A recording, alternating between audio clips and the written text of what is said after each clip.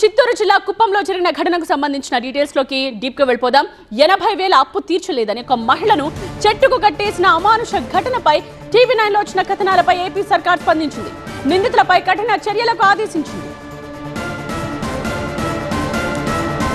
కుప్పం ఘటనపై ముఖ్యమంత్రి చంద్రబాబు సీరియస్ అయ్యారు. మహిళపై దాడి చేసిన వారిపై కఠిన చర్యలకు ఆదేశాలిచ్చారు. అప్పు తీర్చలేదని మహిళను చెట్టుకు కట్టేసి దాడి చేశాడు మునికన్నప్ప అనే వ్యక్తి.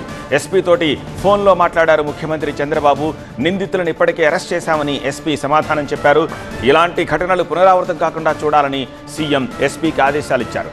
బాధిత కుటుంబానికి అండగా ఉండాలన్నారు చంద్రబాబు. నిందితులపై అత్యంత కఠినమైన చర్యలు తీసుకోవాలని ముఖ్యమంత్రి ఆదేశాలిచ్చారు.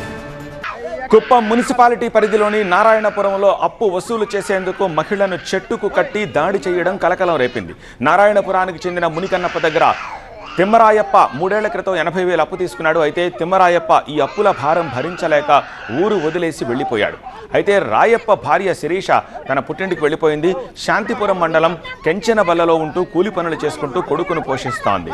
శిరీష కుమారుడు స్కూల్లో చదువుతూ ఉండడంతో ఆమె నారాయణపురం వచ్చారు. అక్కడ స్కూల్లో టీసీ తీసుకునేందుకు వెళ్ళగా ఈ విషయం మునికన్నప్పకు తెలియడంతో అతడి భార్య, కొడుకు, కోడలు అక్కడికి వెళ్లారు. తిమ్మరాయప్ప అప్పు కింద తీసుకున్న డబ్బుల్ని తిరిగి చెల్లించాలని ఆమెతో వాగ్వాదానికి దిగారు. శిరీషను చెట్టు కట్టేసి దాడి చేశారు. అయితే మునికన్నప్ప మహిళలను చెట్టు కట్టేసి దాడి చేస్తున్న టైంలో కొందరు వీడియో తీసేందుకు ప్రయత్నించగా వారిపై కూడా దాడికి దిగారు. అయితే ఈ విషయం పోలీసులకు తెలియడంతో అక్కడికి వెళ్లారు. ఆ మహిళను విడిపించగా బాధితురాలి ఫిర్యాదుతోటి పోలీసులు మునికన్నప్పపై పలు సెక్షన్ల కింద కేసు నమోదు చేసి అరెస్ట్ చేశారు. నేను మా పిల్లలు తీసుకొచ్చేదానికి నారాయణపురానికి వచ్చినాను. బైక్లో తెలిసిన ఒక ఆయన తోడుకొని వస్తే అప్పు తీసుకున్నందువల్ల టీసీని చింపేదానికి ప్రయత్నించినారు.